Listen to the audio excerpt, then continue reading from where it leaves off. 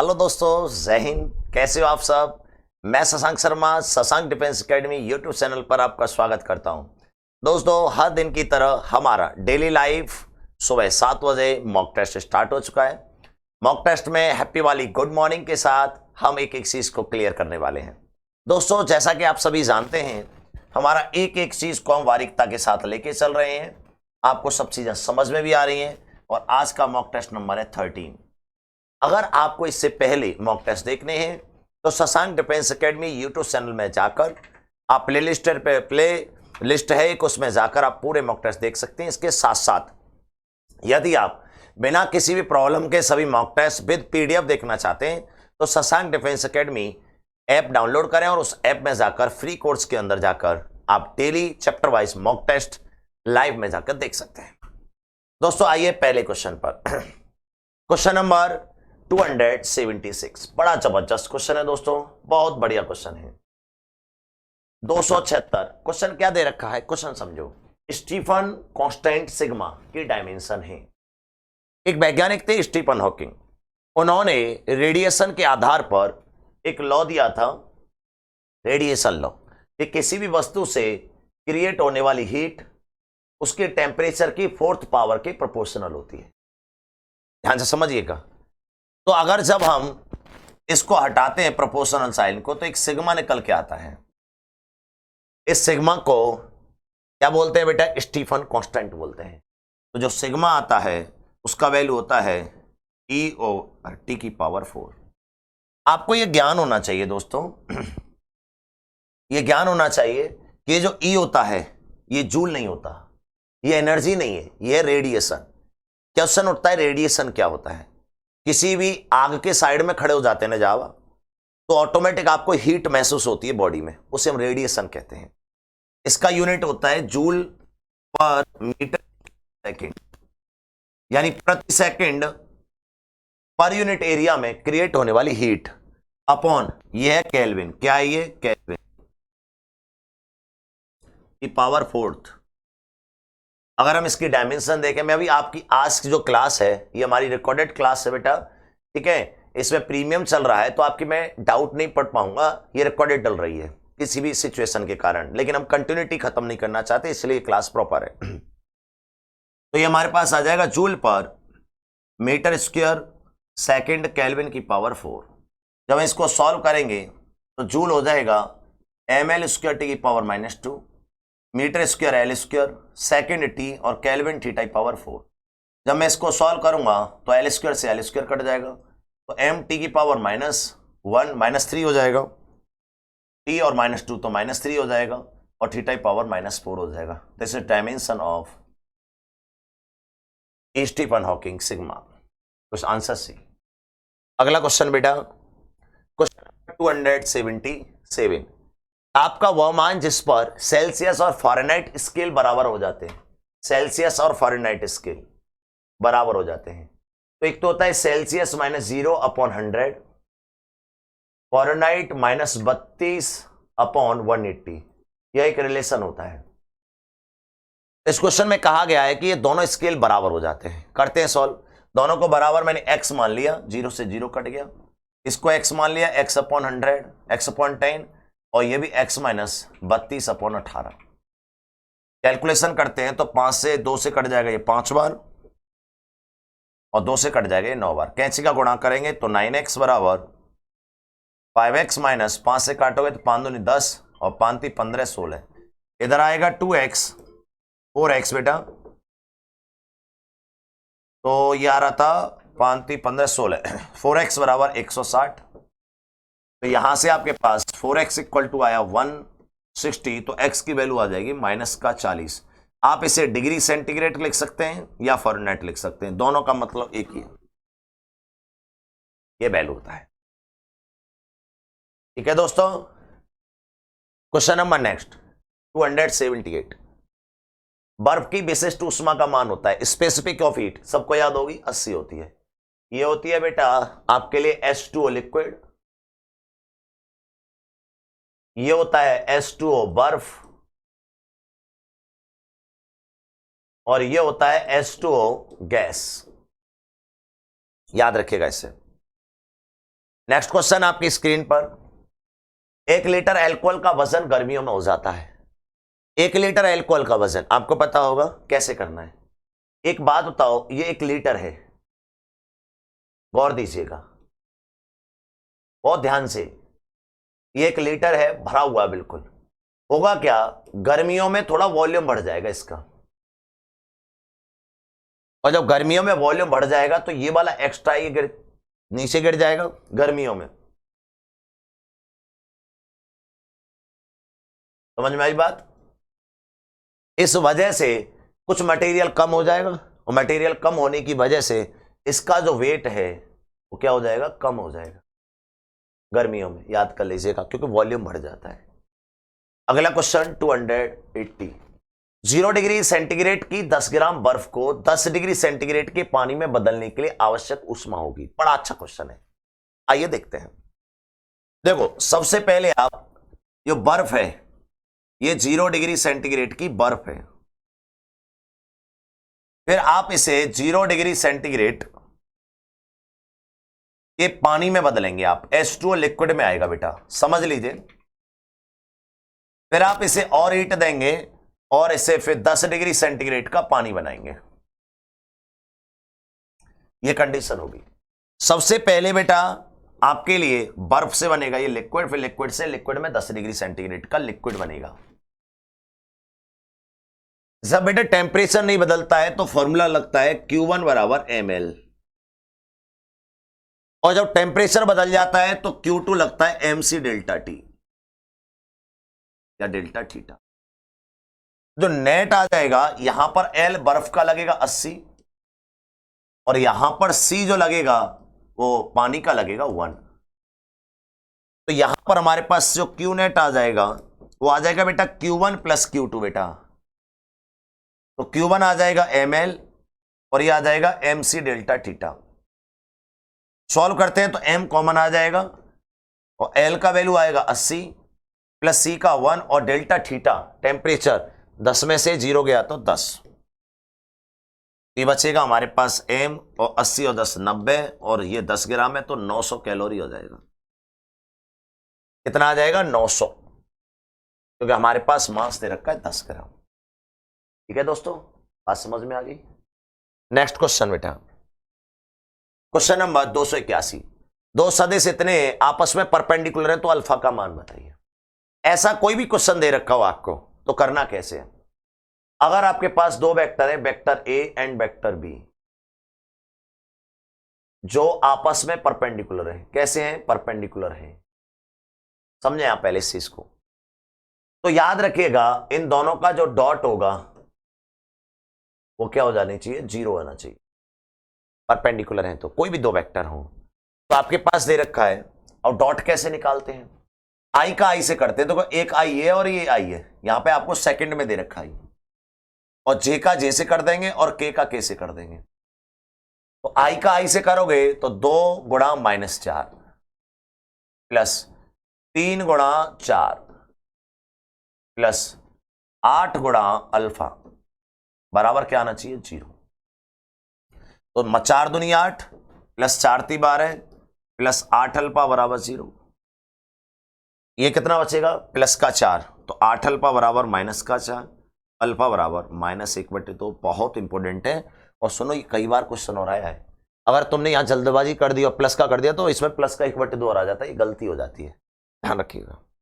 Question number 282, किसी वस्तु को 40 जूल ऊष्मा देने में, 40 जूल ऊष्मा देने में हीट कितनी दी है, 40 जूल, ठीक है। 10 जूल कार्य करना पड़ा, वर्क डन कितना करना पड़ा, 10 जूल, तो इंटरनल एनर्जी में इंक्रीजमेंट होगा। थर्मोडायनामिक्स का फर्स्ट लॉ लगाते ही क्वेश्चन खत्म हो जाएगा मित्रों। तो थर्मोडायनामिक्स का फर्स्ट लॉ होता है, दी गई ऊष्मा बराबर आंतरिक ऊर्जा वृद्धि बराबर किया गया प्लस में किया गया कार्य। अगर मैं इस क्वेश्चन को सॉल्व करता हूं तो दी गई ऊष्मा कितनी है, 40 जूल, आंतरिक ऊर्जा में वृद्धि और ये 10, तो डेल्टा यू कितना आ जाएगा आपके पास, 40 - 10 बोले तो 30, कितना आ जाएगा, 30 जूल। वेरी जी। अगला क्वेश्चन बेटा 283, डुअल एटम गैस के लिए डिग्री ऑफ फ्रीडम होता है, सब जानते हैं डुअल एटम गैस के लिए डिग्री ऑफ फ्रीडम जो होता है वो होता है 5, सिंगल एटम गैस के लिए होता है 3 और पॉलीटॉमिक गैस के लिए होता है 6। क्वेश्चन नंबर 284, कांस्टेंट गामा और डिग्री ऑफ फ्रीडम में रिलेशन बताइए। तो गामा बराबर होता है 1 + 2/f। ये याद करना ही बहुत इंपॉर्टेंट होता है, याद करने वाला फॉर्मूला है, कई बार पूछा गया है, याद कर लीजिएगा। जहां पर आपके लिए रिलेशन भी पता होना चाहिए। एक तो होता है आपके पास जो f है वो डिग्री ऑफ फ्रीडम है और गामा की वैल्यू एक और होती है Cp/Cv। जहां Cp का जो वैल्यू होता है उसको भी याद कर लीजिएगा, वो होता है F/γ r/γ-1 या F/2 + 1 × r, या Cv का जो वैल्यू होता है वो होता है r/γ-1 या F/2 × r। तो ये फॉर्मूले होते हैं जो आपको याद करने चाहिए, ध्यान रखिएगा, याद कर लीजिएगा। 285, समतापी प्रक्रम की विशिष्ट ऊष्मा होती है। Specific heat for isothermal process. Specific heat for isothermal process आप जानते हैं डेल्टा क्यू जो होता है NC डेल्टा थीटा होता है। तो यहां से C निकालोगे तो डेल्टा क्यू बटे N × delta theta. Isothermal process में θ1 = θ2 होता है, बोले तो टेम्परेचर कांस्टेंट रहता है। तो यहां पर जो डेल्टा थीटा की वैल्यू है वो 0 हो जाएगी। तो यहां पर डेल्टा क्यू बटे नीचे क्या आ जाएगा 0, तो क्या आ जाएगी इनफाइनाइट। आइसोथर्मल प्रोसेस का स्पेसिफिक हीट CT के नाम से जाना जाता है, जिसका वैल्यू इनफाइनाइट होता है, बच्चों जानते हो। नेक्स्ट क्वेश्चन 286, समायतनिक प्रक्रम में किया गया कार्य, वर्क डन और आइसोबैरिक प्रोसेस, यानी कि समायतनिक जिसमें वॉल्यूम कांस्टेंट रहता है। मेरे दोस्तों वर्क डन जो है ना वो डेल्टा V पर ही डिपेंड करता है, लेकिन जब वॉल्यूम ही कांस्टेंट हो गया तो वर्क डन को 0 होना पड़ेगा, तो इसीलिए answer D. Question number 287, Carnot engine की एफिशिएंसी बताओ। ओके 100%। या ये कार्नोट इंजन वैज्ञानिक कार्नोट ने जो बनाया था, इसमें उपयोग होने वाला कार्यकाली पदार्थ ideal gas. Right answer is the efficiency नीटा। नीटा कितना होता है 100% होता है। याद रख लीजिएगा कार्नोट इंजन की एफिशिएंसी 100% होती है और इसमें यूज होने वाला जो गैस होता है वो होता है वर्किंग फंक्शन आइडियल गैस। अगला क्वेश्चन आ रहा है 288, बहुत बढ़िया। यदि किसी इंजन को 2 कैलोरी ऊष्मा दी जाए तो उसको 2 जूल कार्य करना पड़ेगा, तो इंजन की एफिशिएंसी, यानी कि अगर उसने कहा है कि इतनी कैलोरी ऊष्मा हीट, तो डेल्टा क्यू जो दी जा रही है वो है 2 कैलोरी, लेकिन प्रॉब्लम है जूल में लगाते हैं हम। तो 2 कैलोरी है तो इसको हम 2 × 4.18 जूल लिखेंगे, तो इसको लिख सकते हैं 18 दूनी 36, 4 दूनी 8 जूल, 8.36 जूल एनर्जी आ गई और इतना वर्क डन हो गया। ये आ गया वर्क डन। तो एफिशिएंसी जो होती है वो होती है W/ΔQ × 100। फॉर्मूला याद रखें आप, ये होती है एफिशिएंसी ऑफ इंजन। तो कार्य आ गया 2, डेल्टा क्यू हो गया 8.36 × 200। कैलकुलेशन करते हैं तो ये आ जाएगा 4.18, ये आ रहा है 100/4.18, अप्रोक्स 4 दूनी 8, 2 पॉइंट कुछ आ रहा होगा, यानी मतलब इस पॉइंट कुछ ही आ रहा है। बम्बई ऑप्शन, बात समझ गए आप इस तरीके से। नेक्स्ट क्वेश्चन आपकी स्क्रीन पर आ रहा है 289, यदि P pressure okay, V volume okay और T temperature, then find the dimension of PV/T। Very easy और बहुत ही टॉप लेवल का क्वेश्चन है बेटा, कई बार क्वेश्चन पूछा गया है। PV/T की डायमेंशन आपको ज्ञान होना चाहिए इतना कि जो PV है ना वो एनर्जी होती है, क्या होती है, ये ऊर्जा होती है, ताप ऊर्जा कहते हैं, और T जो होता है वो टेम्परेचर है, वो ताप है। तो जो ऊर्जा होती है वो होती है जूल और टेम्परेचर होता है केल्विन। तो आपके पास जूल का डायमेंशन होता है mL²T⁻² और केल्विन होता है थीटा। देन आंसर आ जाएगा mL²T⁻², थीटा इनवर्स। देखो ऑप्शन कौन सा है, आंसर आ रहा है सी। ओके नेक्स्ट क्वेश्चन बेटा 290, ताप वैद्युत पुंज एक यंत्र जो मापता है, यानी टेम्परेचर को मापने वाला जो यंत्र होता है वो टेम्परेचर में किस चीज को मापता है, तो रेडिएशन को। टेम्परेचर को कोई भी चीज नहीं मापती, जो मशीनें होती है ना टेम्परेचर मापने वाली, वह वस्तु में टेम्परेचर की जगह क्या मापती हैं? तो टेम्परेचर तो बोलते हैं, लेकिन मापती जो है वो रेडिएशन होती है। ध्यान रखिएगा, रेडिएशन।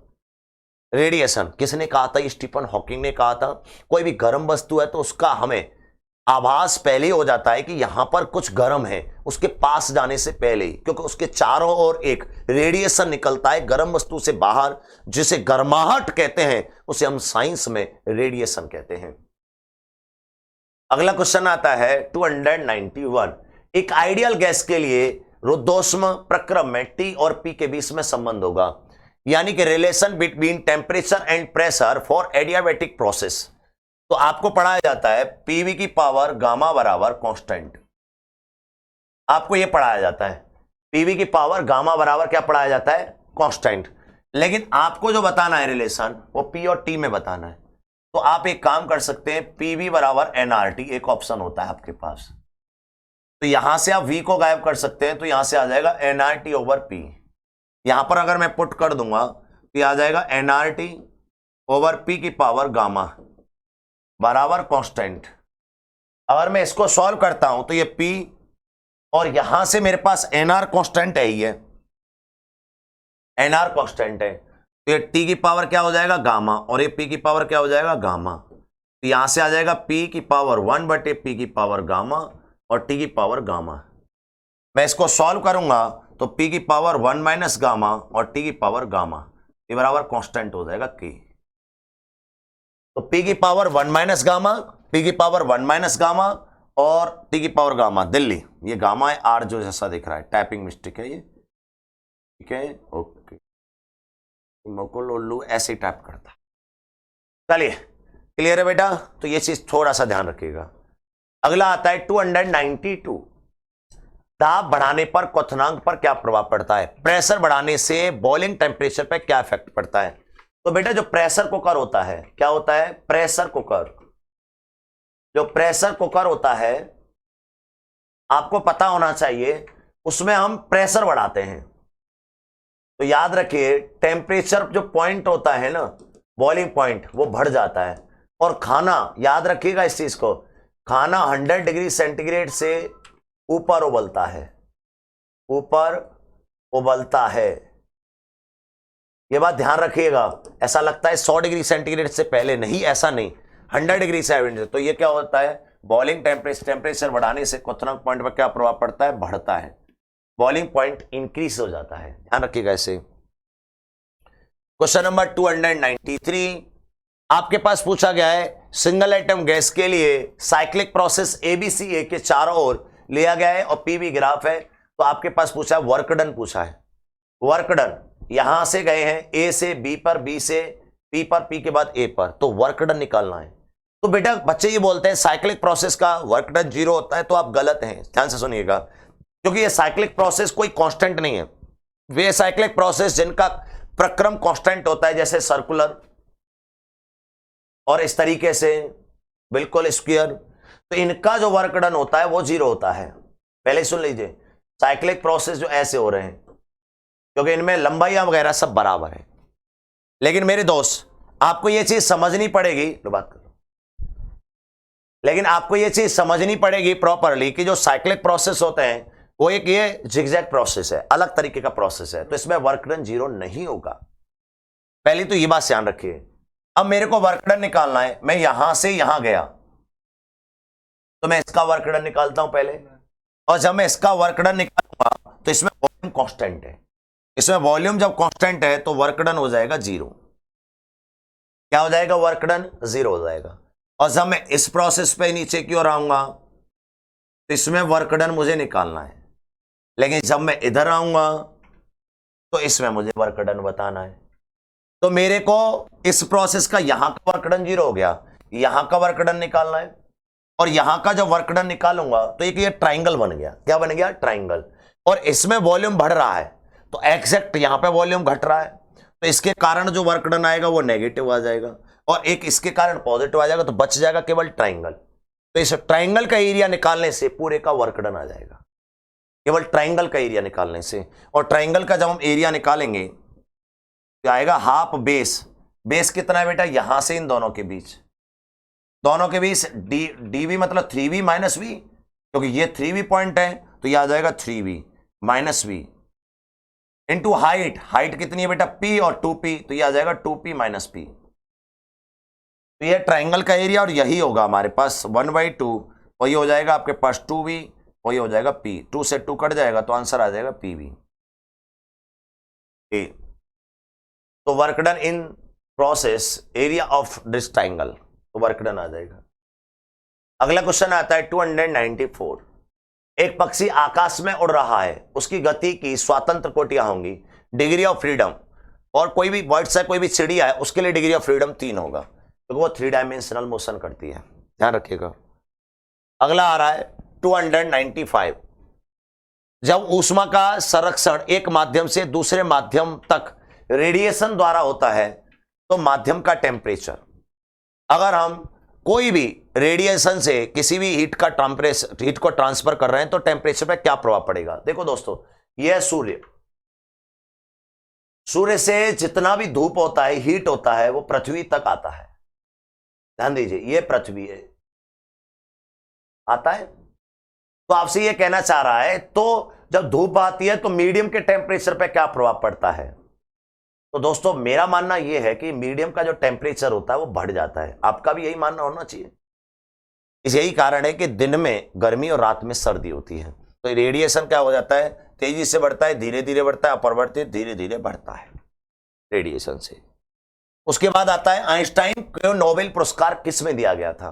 वैज्ञानिक आइंस्टाइन के ये सब नियम है। थ्योरी ऑफ रिलेटिविटी बिल्कुल आइंस्टाइन की थ्योरी है। E बराबर mc², relation between energy and mass बिल्कुल है। एंड लाइट इलेक्ट्रिक इफेक्ट, यानी कि प्रकाश से लाइट और लाइट से प्रकाश बनाना लाइट इलेक्ट्रिक इफेक्ट कहलाता है, यह भी आपकी आइंस्टाइन थ्योरी है।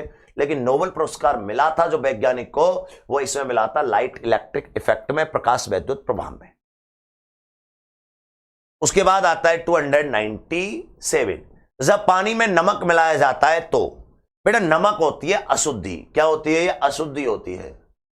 और अशुद्धि उसे कहते हैं बेटा जिसको मिलाने पर अलग किया जा सके, उसे हम अशुद्धि कहते हैं। जैसे नमक हो गया NaCl। बेटा ये जितना भी नमक का पॉइंट हुआ तो अशुद्धि मिलाने से बॉइलिंग पॉइंट बढ़ जाता है। बॉइलिंग पॉइंट बढ़ने का मतलब है कि पानी जो 100 डिग्री सेंटीग्रेड पर उबल रहा था, अब वही पानी 100 डिग्री सेंटीग्रेड से ऊपर उबलना स्टार्ट करेगा, तो बॉइलिंग पॉइंट बढ़ता है। बिल्कुल सही बात है। और कुछ अब उसके बाद बोला है जमाव बिंदु घटता है, यानी मेल्टिंग पॉइंट घट जाता है। बिल्कुल सही है। यानी यदि आपने पानी में नमक मिला दिया तो वह पानी 100 डिग्री सेंटीग्रेड के बाद उबलना स्टार्ट करेगा, और 0 डिग्री सेंटीग्रेड की जो बर्फ होती है उसमें वो पिघलता है। लेकिन नहीं मेरे दोस्त, उससे पहले ही वह पिघल जाएगा। यही कारण है कि खारे पानी की जो बर्फ होती है वह जल्दी पिघल जाती है मीठे पानी की बर्फ की तुलना में। अगला पॉइंट आता है 298। किसी लोहे की गेंद को गर्म करने पर सबसे अधिक परसेंटेज इंक्रीजमेंट किस में अधिक होगा।